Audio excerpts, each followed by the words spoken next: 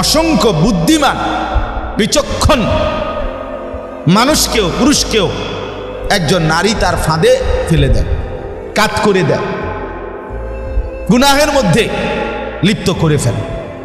এই জন্য নারীর, পুরুষের ইসলাম যেটুকুর অনুমতি দিয়েছেন, ইসলাম একজন মানুষের যৌন চাহিদা, শাহওয়াত, লজ্জাস্থানের যেই চাহিদা, সেটা পূরণের যৌক্তিক, বাস্তবসম্মত এবং যৌক্তিক সমাধান ইসলাম পেশ করছে। বিবাহের পবিত্র বন্ধন ইসলাম অনুমতি দিছে এবং তার দ্বারা তার জৈবিক চাহিদা পূরণের হালাল বন্দোবস্ত ইসলাম করেছে। তাহলে যেখানে ব্যবস্থাপনা আছে সেখানে আমি হারামে যাব কেন? অনুমোদিত পন্থা যেখানে আছেই এবং একদম সহজ, ইসলামে বিবাহ একদমই সহজ, একদমই সহজ বিষয়। শুধুমাত্র আমাদের সমাজের কুপ্রথা, মানুষের অসভ্যতা এবং দিন বিমুখতা, এই সমাজের দিন দিন অন্যদের থেকে দেখা বিভিন্ন রসম রেওয়াজ, কুপ্রথা এটার মধ্যে ঢুকাইয়া এখন বাবা, ছেলের বাপ বিয়ের স্বপ্ন দেখে মানেই হলো ছেলে বিয়ে করাবে, মানে অনেকগুলো যৌতুকের টাকা পয়সা অথবা কিছু ফার্নিচার আসবাবপত্র পাবে, এই হিসাবে বাবার স্বপ্ন। আর মেয়ে বাপ বিয়ে দিবে, তার মানে তার পেরেশান যে এই মেয়ে বিয়ে দেওয়া মানে আমার জীবনের বড় মুসিবত। কত লাখ টাকা শেষ পর্যন্ত সোয়ে আল্লাহ কোথার। এই তাইলে এটাকে কঠিন বানায় ফেলছে, অর্থাৎ বিবাহটাকে কঠিন বানায় ফেলছে। আর জিনা, ব্যভিচার, অবাধ যৌনতা এটা সহজ করে দিছে, এটা সহজ করে দিছে। ছেলে মেয়ের অবাধ স্বাধীনতা, যা ইচ্ছা তাই, এটা সহজ। কিন্তু যেটা হালাল, যেটা পবিত্র, যেটা ইবাদত, সেটা কঠিন হয়ে গেছে। বিবাহ ইবাদত, বিবাহ শুধু জৈবিক চাহিদা পূরণ নয়, বিবাহ একটি ইবাদত। বিবাহ আল্লাহর হুকুম, বিবাহ রাসূলুল্লাহ সাল্লাল্লাহু আলাইহি সাল্লামের সুন্নাত। রাসূলুল্লাহ সাল্লাল্লাহু আলাইহি সাল্লাম বলেন, স্বামী স্ত্রীর মিলন সরাসরি আল্লাহর রাস্তায় সাদাকা করার সওয়াব।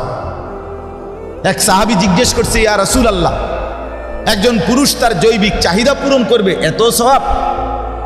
নবী সাল্লাল্লাহু আলাইহি সাল্লাম বলেন, এই চাহিদাটা সে যদি কোনো ভিন নারী, যে তার জন্য অনুমতি নাই, তার সাথে পূরণ করত, তাহলে কি গুনাহ হতো? সাহাবী বললেন, অবশ্যই গুনাহ হবে। জিনা ব্যভিচার করলে গুনাহ হবে না? তো নবীজি বললেন, যদি ভিন অনুমতি নাই এমন নারীর সাথে যদি এই কাজটা করে, তাইলে যদি গুনাহ হয়, তাহলে হালাল এবং বৈধ স্ত্রীর সাথে এই মিলন হলে নেকি হবে না কেন? সওয়াব হবে না কেন? এই জন্য আল্লাহ নবী সাল্লাল্লাহু আলাইহি সাল্লামের হাদিসে, আল্লাহর কোরআনে নারী পুরুষের সম্পর্কের যেই প্রয়োজন, যেটুকু দরকার, যেভাবে দরকার, সব কিছুর বিস্তারিত বর্ণনা, অনুমতি ইসলাম দিয়ে রাখছে। কিন্তু আমাদের সমাজ বর্তমানে এই ব্যাপারে গাফলতি। ছেলে 33, কালকে আপনার একজনকে দেখছি, ওনার বয়স হবে না হয়তো 36-37 বছর বয়স, উনি এখনো বিবাহের জন্য মেয়ে খুঁজা পায় না। কি খোঁজাটা খুঁজতে আছে উনি বলে মেয়ে খুঁজা পায় না বিয়ে। ওনার বয়স হয়ে গেছে 36-37, উনি হয়তো চাঁদের দেশে খুঁজতেছে, মঙ্গল গ্রহে খুঁজতেছে, তারপরে সৌরজগৎ যত কিছু আছে ওইগুলোতে খুঁজতেছে। এখন ওইগুলোর থেকে যদি খুঁজা পায়, আর এখানে আর মাটিত নাই, জমিনে নাই।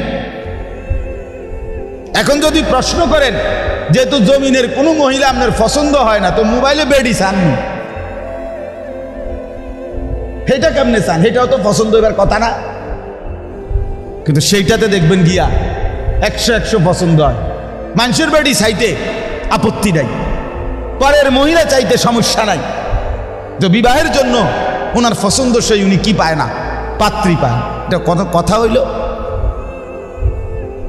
এই জন্য বললাম, আসল কথা হলো ইসলামের অনুমোদিত এই বিষয়টি একদম সহজ, একদমই সহজ। যাই হোক, আমি মাওলানার এই কথার কারণে এই কথাটা বাড়াইলাম। আবারও বললাম যে মা বোনদের কাছে আপনার ইজ্জত, আপনার সতীত্ব, আপনার পর্দা, আপনার সম্ভ্রম, আপনার হায়া লজ্জা, খোদার কসম এটাই আপনার মূল পুঁজি, এটাই আপনার মূল সম্পদ। যে নারী পর্দা করে না, যে নারী নিজের ইজ্জত সম্ভ্রমের কদর করে না, এটা একটা ফালতু মহিলা। এক কথায় এটা ফালতু, এটা একটা বাজে মহিলা, ফালতু মহিলা, এ একদম প্লাস্টিক মহিলা, কোনো কামের না। এ শুধু সমাজ নষ্টই করে, এ শুধু হাজারো মানুষের চরিত্র, আখলাক, জিন্দিগি নষ্টই করে। এ নিজের বরবাদও করে, মানুষের বরবাদও করে। আল্লাহ তাআলা আমাদের মা বোনদেরকে মুসলিম নারী হিসাবে শতভাগ পর্দানশীল হওয়ার তৌফিক দান করে। আমি এইবারও হজ্জের সফরে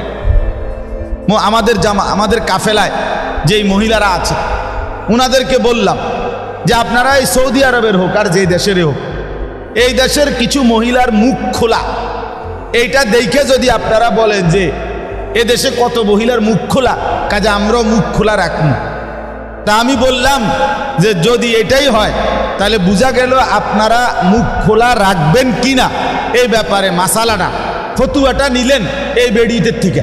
তাহলে এই মহিলাদের মোবাইল নাম্বার রাখবেন, যাতে অন্য যে কোনো বিষয়েও বাংলাদেশের থেকে মাসলা লাগলে এবডি করে জিগাইতেন পারেন। কারণ এখন যেহেতু আপনাদের মুফতি এবডিরা এই বেপর্দা মুখ খোলা মহিলা এগুলা, তো এগুলার মোবাইল নাম্বার রাখবেন, হ্যাঁ জিগাইবেন সামনে যে কোনো অন্য বিষয়, ওযু, গোসল, নামাজ, রোজা, অন্যান্য বিষয়ের মাসলা। কারণ এই মাসলা যখন এখান থেকে নিতে আসছেন তো বাকিটিও তো হেরা জানে, তো হেরার থেকে জিগাইবেন, তখন তো আর কেউ মানবেন না। এই জন্য মানুষ হইল যেখান দিয়ে তার সুযোগ দেখে, তার মনের চাহিদার অনুপাতে দেখে, সেইখানে আপনার আগ্রহী হয়। এই জন্য দয়া করে মা বোন আপনাদের কাছে অনুরোধ, মাওলানা রুহুল আমিন যে কথাটা লাস্টে বলল, মুখ খোলা এক নারীর জন্য এই বিষয় নিয়ে কথা বলছে আপনাদের। আমি এইবারও মক্কা শরীফ আল্লাহর ঘরের লাইব্রেরিতে, মসজিদে হারামের লাইব্রেরিতে নিজে কিতাব পড়ছি।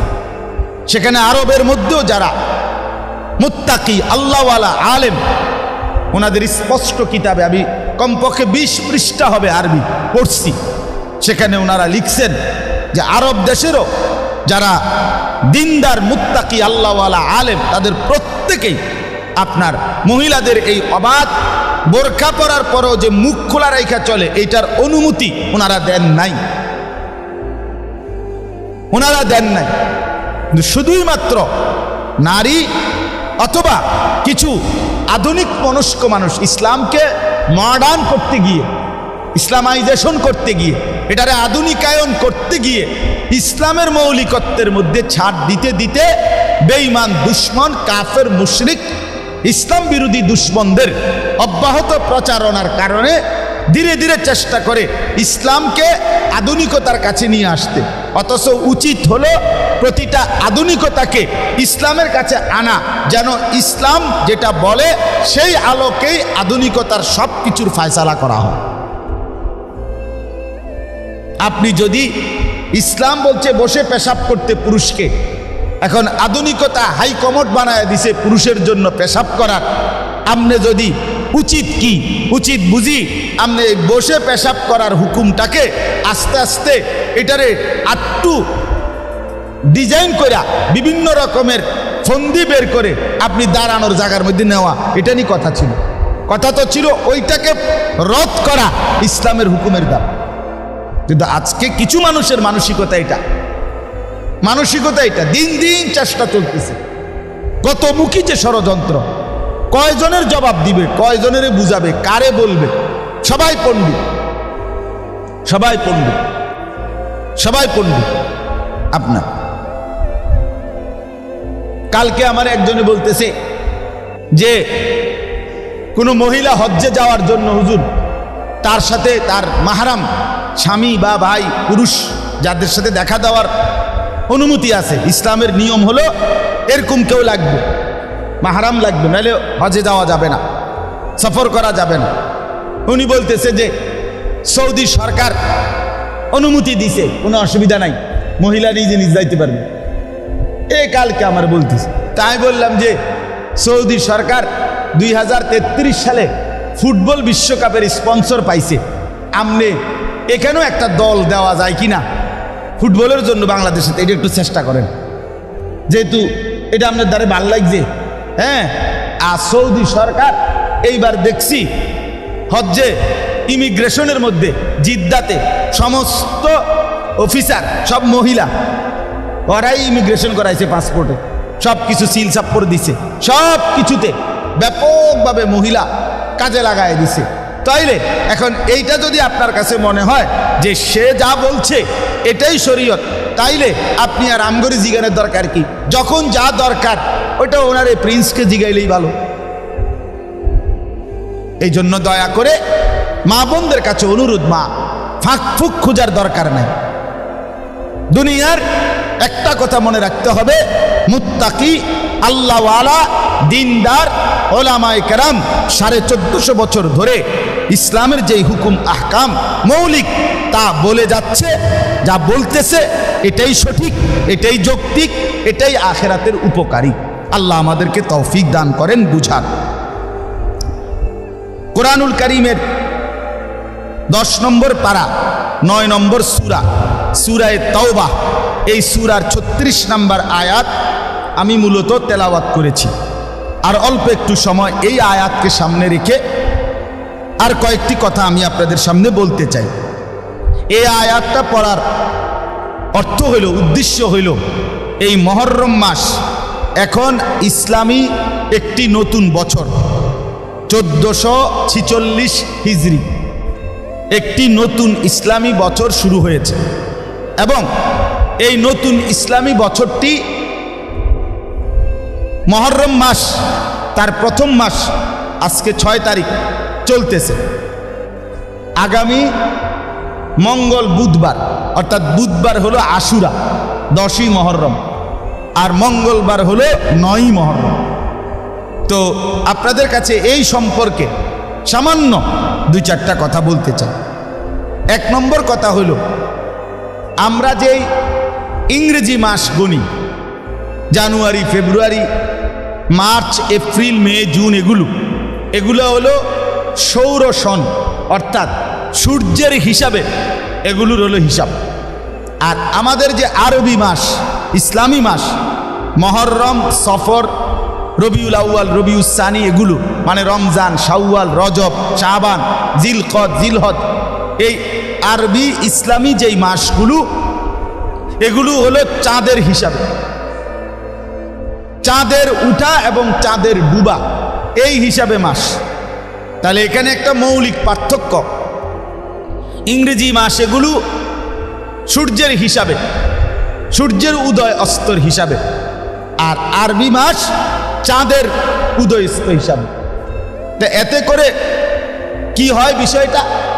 এতে করে মূল বিষয় হলো ইসলামী শরীয়তের যত হুকুম আহকাম সময়ের সাথে হিসাব, এই সময়ের ক্ষেত্রে আপনার অবশ্যই এই চন্দ্র বছর, ইসলামী বছর, যেটা চাঁদের উঠা এবং ডুবার মাধ্যমে নির্ধারিত হয়, এটার সাথে সম্পৃক্ত। এখন কেউ যদি এই চন্দ্র বছর, ইসলামী বছরের হিসাব না করে, হিসাব না জানে বা হিসাব না রাখে, তাইলে ইসলামী শরীয়তের বিধান যথাযথভাবে পালন করা অসম্ভব। এটা ইংরেজির লগে মিলাই লইত না। যেমন মনে করেন, একটা সহজ উদাহরণ বলি, মহিলারাও বুঝবেন, পুরুষরাও বুঝবেন। সেটা কি? ইসলামী বছর যেটা চাঁদের হিসাবে হয়, চন্দ্র মাস উঠা এবং শেষ ডুবা, এই হিসাবে 31 দিনে কোনো মাস নাই, হয় 29 নয় 30। কিন্তু সূর্যের হিসাবে যে সৌর সন, ইংরেজি বছর, এখানে কি আছে? 31 দিনেই বেশিরভাগ মাস।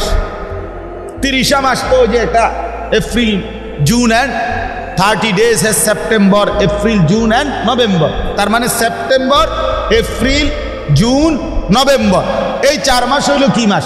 30 মাস।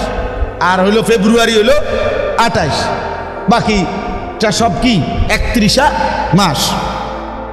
এখন কোন ব্যক্তির উপরে শরীয়ত কর্তৃক একটি নির্দিষ্ট পরিমাণ সম্পদ যদি 1 বছর থাকে, তাহলে ওই ব্যক্তির উপরে জাকাত ফরজ হয়।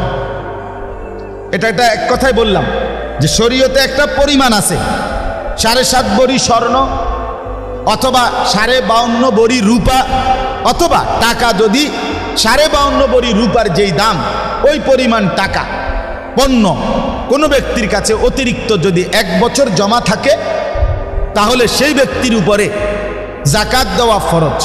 তাহলে এটা একটা ফরজ। এখন জাকাত ফরজ যে আদায় করে না, তার অত্যন্ত ভয়ানক আযাব কোরআনেও আছে, হাদিসেও আছে। এখন এই চন্দ্র বছর যেটা ইসলামী বছর, এখানে বছর পূর্ণ হয় 354 দিন। চন্দ্র বছর হইল 354 দিনে বছর, আর সৌর বছর হইল 365 দিনে বছর। যেহেতু এনে 31 ডেট আছে অনেকগুলো, এখন বলেন 354 আর 365, এখানে 11 দিনের ব্যবধান। তাহলে কোনো ব্যক্তি 1 বছর যে হিসাব করবে জাকাত ফরজের, এটা তাকে হিসাব করতে হবে 354 দিন।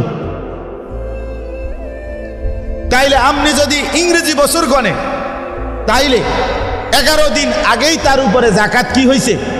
ফরজ হয়েছে। কিন্তু সে 11 দিন পরে কি করতেছে? হিসাব করতেছে। এই 11 দিনের গ্যাপে সে তো মনে করছে পূর্ণ হয় নাই, জাকাত দেয় নাই, মনে করেন তার ইন্তেকাল হয়ে গেল, অথবা তার কাছে 11 দিনের মধ্যে গিয়ে আইসা সম্পদ তার নাই হয়ে গেছে, নাই আর কি, খরচ হয়ে গেছে, হারায় গেছে, যেটাই চেড়ে হয়েছে, তো হে কবে আমার বছর পুষছে না, 365 দিন এনো হয়েছে না, কিন্তু হিসাবে তো 354 দিন যেদিন পূর্ণ হয়েছে, ওই দিনে কি হয়ে গেছে? বছর হয়ে গেছে, তার উপরে জাকাত ফরজ। কিন্তু এখন যদি কেউ ইসলামী বছর না হিসাব রাখে, তাইলে তার জাকাত ফরজ হয় আগে, কিন্তু সে ইংরেজি হিসাব ধরে রাখাতে সে জাকাতের হিসাব করতেছে পরে, এর কারণে সে গুনাহগার হয় যদি অনাদায়ী। আচ্ছা, আর একটা উদাহরণ, কোনো বাচ্চা, মনে করেন কোনো ছেলে তার সাবালক প্রাপ্তবয়স্ক হয়, চূড়ান্ত শেষ টাইম হলো 15 বছর। যদি কারো বয়স 15 হয়ে যায় কোনো ছেলের, এবার যদি তার গোসল ফরজও না হয়, তারপরেও তাকে সাবালক হিসাবেই, প্রাপ্তবয়স্ক হিসাবেই ধরা হয় শরীয়ত, 15 বছর বয়সে। এখন 15 বছরের হিসাবটা কেমনে বাইর করবে? যদি 365 দিনে বাইর করে, তাইলে যেই হিসাব 354 দিনে যদি 15 বছর ধরে, তাহলে 15 বছরের ভিতরে 11 দিন করে কমাই আনলে প্রায় 6 মাসের কাছাকাছি গ্যাপ, মানে ব্যবধান। ইংরেজি 15 বছর আর ইসলামী 15 বছর হিসাব করিলে আপনার 11 দিন কমাইয়া 15 বছরের লগে 15, 11 পূরণ দিতে হবে। তাইলে প্রায় 6 মাসের কাছাকাছি সময় কম, অর্থাৎ প্রায় 6 মাস আগেই ছেলেটা প্রাপ্তবয়স্ক হয়ে গেছে, কিন্তু ইংরেজি হিসাব ধরাতে সন তারিখ তারার হিসাবে এখনো কি হয় নাই? প্রাপ্তবয়স্ক হয় নাই, অথচ হয়ে গেছে। শরীয়তের বিধান তার উপরে কার্যকর হয়ে আছে গত 6 মাস আগে, কিন্তু এরা যে বইয়ে হিসাব রাখছে শুধু ইংরেজি হিসাব, যার কারণে তারা জানেও। এই জন্য বললাম অনেক বিধান আছে ইসলামে, যেগুলো শরীয়তের বিধান চন্দ্র বছর, ইসলামী বছর, এই চাঁদের বছরের সাথে, হিসাবের সাথে সম্পৃক্ত। এই জন্য উলামায়ে কেরাম, মুফতিয়ানে কেরাম বলছেন, কোনো মুসলমানের জন্য এই চাঁদের হিসাব রাখা, ইসলামী বছরের হিসাব রাখা কোনো এলাকা, কোনো মহল্লাবাসীর জন্য ফরজে কেফায়া। ফরজে কেফায়া মানে কি? জানাজার নামাজ যেমন, অর্থাৎ একটি অঞ্চল বা মহল্লার কিছু মানুষ যদি হিসাব রাখে, বাকিদের জন্য এই হুকুম আদায় হয়ে যাবে। আর যদি কেউ হিসাব না রাখে, কেউ না জানে, তাইলে সকলেই গুনাহগার হয়। যেমন জানাজার নামাজ কিছু লোক আদায় করিলে সবাই গুনার থেকে মাফ পায়, কিন্তু কেউ যদি আদায় না করে তাহলে মহল্লার সকলেই কি হয়? গুনাহগার। এই ঠিক এরকম। এই জন্য আপনাদের কাছে, মা বোনদের কাছেও বললাম, মাঝে মাঝে হিসাব নিবেন, খবর নিবেন। আরবি বছর, ইসলামী বছর কোন মাস এখন, কোন সন এখন? আফসোসের বিষয়, দুর্ভাগ্যের বিষয় আমাদের এটা। আয় মুসলমান 6 বছরের বাচ্চাও 2024 সাল জানে, কিন্তু কোটি কোটি মুসলমান 1446 হিজরি ইসলামী বছর কোনটা এখন আপনি কোটি কোটি লাখ লাখ মুসলমানকে জিজ্ঞেস করেন, বলতে পারবেন জানে না। যেটা ইসলামের সাথে সম্পৃক্ত সেটা জানে না। অথচ ইংরেজি বছর খ্রিস্টানরা নির্ধারণ করা, ঈসা আলাইহিস সালামের জন্মের সন থেকে 2024 বছর আগে ঈসা নবী জন্ম নিছে, এইটা হিসাব করে যিশু খ্রিস্টের জন্ম হিসাবে এই ইংরেজি হিসাব। তাইলে এটা খ্রিস্টানদের প্রবর্তিত। বাংলা সন আপনার সম্রাট জালালউদ্দিন মোহাম্মদ আকবর মুঘল বাদশাহ ছিল। মুঘল আমলে এই জমির ফসলের খাজনা ট্যাক্স 1 বছরের আদায় করবার সুবিধার্থে বাদশাহ আকবর তার সভাসদদেরকে নিয়ে এই বাংলা সন চালু করেছে। এটা হলো ট্যাক্সের বছর, ট্যাক্সের হিসাবে মাস। এই জন্য এখনো দেখবেন আমাদের দেশেও রেজিস্ট্রি অফিসে এই জমির খাজনা কাটতে গেলে বাংলা সন লেখে। হয় এইটা হলো মেইন হিসাব, বাংলা সনের তারিখ, বাংলা সন লেখে। ওই যে ওই যেখান থেকে এটা কি হয়েছে, শুরু হয়েছে। তাইলে বাংলা সন এটার সাথে জমির খাজনা, ইংরেজি সন এটার সাথে খ্রিস্টানদের বিশ্বাস। কিন্তু ওলামায়ে কেরামের কথা হলো ইংরেজি বছর বাংলা বছর হিসাব রাখা, জানা, বলা হারাম না, কি নয়, হারাম নয়, নাজায়েজ নয়। কিন্তু ইসলামী বছর এটা সরাসরি আমাদের প্রিয় নবী সাল্লাল্লাহু আলাইহি সাল্লাম মক্কা থেকে হিজরত করে মদিনায় গেছেন যেই বছর, ওই বছরকে হিসাব করে ইসলামী বছর। এই জন্য এটা হিজরি সন বলে। তাইলে ইসলামী বছরের সাথে একে তো শরীয়তের মাসআলা জড়িত, শরীয়তের হুকুম জড়িত, আবার ইসলামী বছরের সাথে রাসূলুল্লাহ সাল্লাল্লাহু আলাইহি সাল্লামের হিজরতের সরাসরি সম্পৃক্ততা। কাজেই শরীয়তের বিধান মানার স্বার্থেও ইসলামী বছর জানা দরকার, আবার নবীজির ভালোবাসায় হিসাবেও ইসলামী বছর জানা। কিন্তু যেটা রাসূলুল্লাহ সাল্লাল্লাহু আলাইহি সাল্লামের সম্পৃক্ততা, হিজরত ইসলামের সবচেয়ে টার্নিং পয়েন্ট।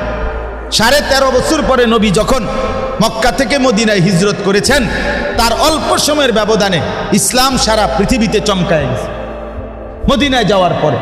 তাহলে হিজরত ইসলামের টার্নিং, সবচেয়ে গুরুত্বপূর্ণ একটি বিষয় যার দ্বারা ইসলাম প্রচারিত হয়েছে। তাহলে এই জন্য বললাম, আজকে আপনাদের কাছে অনুরোধ, মুহররম মাস হিসাবে মা বোন, আমার বাবা ভাই সবাই মিলে চেষ্টা করেন, বাসায় যদি ইচ্ছা করলে সম্ভব, বাজারে এখন পাওয়া যায় আরবি বছর তারিখওয়ালা ছোট বোর্ড, আপনার অল্প 100, 200, 300 টাকা দিয়া। আমরা আমাদের মাদ্রাসাতেও নিয়মিত আলহামদুলিল্লাহ হিসাব রাখা হয়, এবং আমাদের সুদন্যপুর আমার শায়েখের মাদ্রাসাতেও হিসাব রাখা হয়। বহু জায়গায় এখন রাখে, মোটামুটি আগের চাইতে বাড়ছে। অর্থাৎ আপনারাও ইচ্ছা করলে নিজ নিজ বাসায় এরকম বোর্ডের মতো কাগজের বানানো, প্লাস্টিকের বানানো, কাঠের বানানো বাজারে পাওয়া যায়। অর্থাৎ আপনারা এরকম বোর্ড যেখানের মধ্যে হিজরি এবং মাস তারিখের সিস্টেম আছে, ওইখানে রাখলে এটা যদি ঘরের মধ্যে একজন বদলাইয়া দেয় তারিখটা, ডেইলির কার্ডটা খুলে খুলে আবার পরের তারিখ লাগায়, তাইলেই সহজ সওয়াব হবে। যেহেতু মানুষ ভুলে যাচ্ছে, শতকরা 99% মানুষ যেটা ভুলে যাচ্ছে, তো যেই আমল মৃত পায়, মানে মরে যাচ্ছে প্রায়, সেটা জীবিত করা, এমন আমল রাসূলুল্লাহ সাল্লাল্লাহু আলাইহি সাল্লামের হাদিস অনুযায়ী এটার মধ্যে আল্লাহর রাস্তায় শহীদ হওয়ার সওয়াব নেই, অনেক বড় নেকি আছে। অতএব ইচ্ছা করলে, ফিকির করলে এরকম একটি আমল যেটা ছুটে যাচ্ছে মানুষ থেকে, মুসলমান থেকে, আপনি দেখবেন ছেলের জন্ম তারিখ, মেয়ের জন্ম তারিখ, বাবার মৃত্যু তারিখ, ঘরের মধ্যে টাঙ্গাইয়ে রাখছে, কাগজ বাঁধাই করা, কিন্তু ইংরেজি তারিখ আরবি তারিখের খবরও না, জানেও না, আরবি হিসাব জানেও না। তাহলে এই জন্য দয়া করে আমরা প্রত্যেকে চেষ্টা করি, কারণ এটার সাথে ইসলামের সম্পর্ক, রাসূলুল্লাহ সাল্লাল্লাহু আলাইহি সাল্লামের সাথে সম্পর্ক। আরবি বছর, ইসলামী বছর আমাদের শরীয়তের অসংখ্য আমলের জন্য জরুরি। এবার আসেন, ইসলামী বছর হোক, বাংলা বছর হোক আর ইংরেজি বছর হোক, মাস হইল 12টা। কয়টা মাস? 12 মাস। আল্লাহ তাআলা বলেন এই যে 12 মাস, 12 মাসে বছর, এটা আল্লাহ তাআলা আসমান জমিন সৃষ্টি করার আগে যখন সমস্ত কিছুর তকদির লৌহে মাহফুজের মধ্যে লেখাইছেন, তখন থেকেই আল্লাহর সিদ্ধান্ত ছিল, আল্লাহর ফয়সালা এই পৃথিবীর পরিচালনার জন্য মাস হবে 12টি। এই জন্য এই 12 মাসে বছর, এই সিদ্ধান্ত জাতিসংঘের না, আমেরিকার প্রেসিডেন্টের না, এটা আল্লাহ।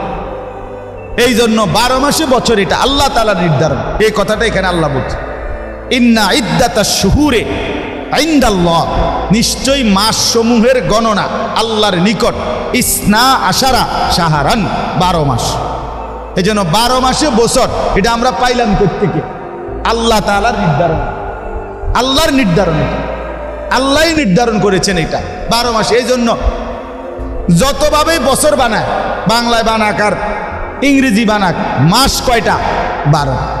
12 মাসে কম বেশ করতে পারবে না, এটা বাড়ানো কমানো যাবে না, হবে না। তাই সময়কে বাড়ানো কমানো মন মতো করিলে মুসিবত। আমরা দেশে একবার 1 ঘন্টারে আগ পিস করে চাইছে, মুশকিলের আর শেষ নাই।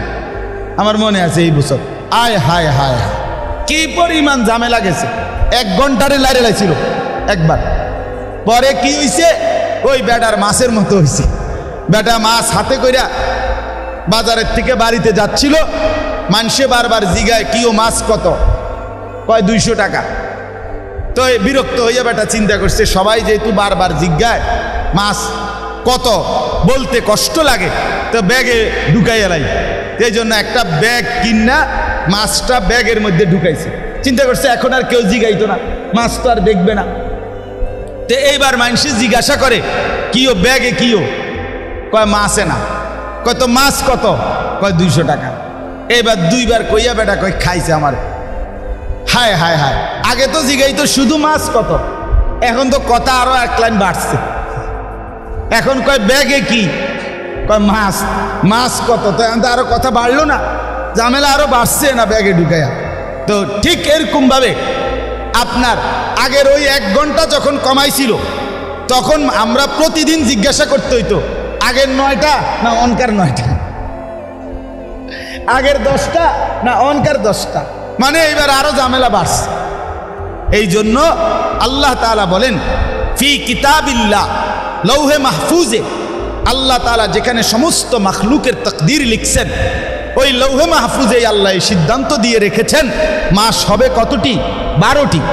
ইয়াউমা খালাকাস সামাওয়াতি ওয়াল আরদ, আল্লাহ তাআলা বলেন আসমান জমিন সৃষ্টির দিন থেকে এই 12 মাস কার্যকর, অর্থাৎ 12 মাসে বছর এটা কার্যকর হয়েছে, চালু করে দিয়েছে আল্লাহ তাআলা যেদিন আসমান জমিন সৃষ্টি করে এই পৃথিবীর সময় শুরু হয়েছে সেদিন থেকে।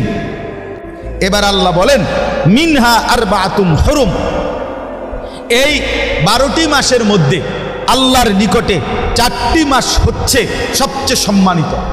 এই 4টা মাসের একটা হলো মুহররম, জিলকদ, জিলহজ, মুহররম আর হলো রজব, আরেকটা মাস আছে। তাহলে এই মুহররম মাস আল্লাহ তাআলার পক্ষ থেকে নির্ধারিত সম্মানিত মাসসমূহের একটি বিশেষ মাস। এই জন্য হাদিসে আছে, নবী সাল্লাল্লাহু আলাইহি সাল্লাম বলেন আফদালুস সিয়ামে বাদা রমাদান, রমজান মাসের পরে, রমজানের ফরজ রোজা আদায়ের পর বাকি 11 মাসের মধ্যে সবচেয়ে শ্রেষ্ঠ নফল রোজা হলো শাহরুল্লাহিল মুহাররম, আল্লাহর মাস মুহররম মাসের রোজা। এই জন্য এখানে 2 কথা, এক, এই মাসে নফল রোজা রাখার খুব সওয়াব। আর দ্বিতীয় হলো এই মাস মুহররমকে নবীজি বলছে এটা সরাসরি শাহরুল্লাহ, আল্লাহর মাস। এতেও আল্লাহর মাস বলাতে এই মাসের সম্মান মর্যাদা অনেক বেড়ে গেছে, অনেক বেড়ে গেছে। আচ্ছা, এবার আল্লাহ বলেন যালিকা দ্বীনুল কাইয়্যিম, এই কথাটা বললাম। মাস হবে 12টি, 4টি মাস সম্মানী। আল্লাহ বলেন এই ফায়সালা এটা অকাট্য বিধান, এটা আর নড়বে চড়বে না, একেবারে ইসরাফিলের ফু পর্যন্ত এটা আর কেউ নাড়াইতে পারবে না। এই জন্য পৃথিবীর এই সৃষ্টির সূচনা থেকে 12 মাস চলতেছে, আজকের এই দিন পর্যন্ত পৃথিবীর কেউ 12 মাসকে 13 মাস 11 মাসে বছর বানানোর সাহস করে নাই। আল্লাহ বলছে এটা অকাট্য বিধান। তাহলে আমি একটা জিনিস এটার থেকে বুঝছি যে এই কথাই প্রমাণ করে যে আল্লাহর কোরআন এটাই একমাত্র সত্য কিতাব, কারণ এটাই বলছে মাস 12টি, আজও পৃথিবীতে আছে 12টি। যে কোরআন যে সত্য এটার এটা একটা প্রমাণ। আরো প্রমাণ তো আছে, এটা একটা কি দলিল, কোরআনই সত্য। কারণ কোরআনের এই বক্তব্য ঠিক যেমন আল্লাহ বলছে এমনই এখনো পৃথিবীতে কি আছে আছে। পৃথিবীর বহু গবেষণা, বহু থিওরি, বহু মানুষের বানানো বহু কিছু কথা সদরবদর হয়ে গেছে, উলট পালট হয়ে গেছে, অসংখ্য অসংখ্য। কোনো মানুষের জন্য বিজ্ঞান, মানুষ তো বুঝে না, মনে করে অনেক কিছু না। বিজ্ঞানের চূড়ান্ত কোনো থিওরি নাই, বিজ্ঞান তার চূড়ান্ত কোনো সিদ্ধান্ত বিজ্ঞানের নাই।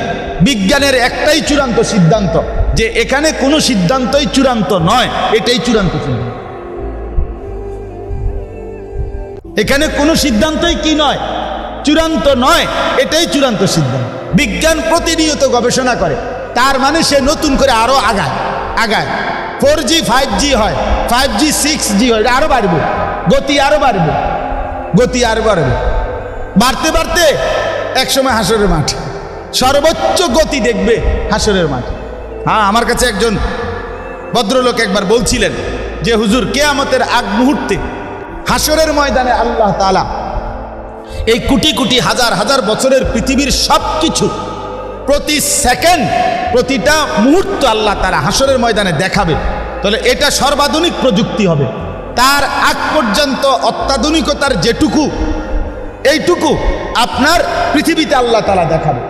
অর্থাৎ বিষয়টা এমন না যে গরুর গাড়ির থেকে ডাইরেক্ট এরোপ্লেন, কথা বোঝেন নাই। গরুর গাড়ির থেকে কি ডাইরেক্ট কি হয়ে গেছে, এরোপ্লেন হয়েছে? না না, ধীরে ধীরে ধীরে ধীরে বাহন আধুনিক হইতে হইতে হইতে হইতে হইতে প্রতিনিয়ত আধুনিক হচ্ছে।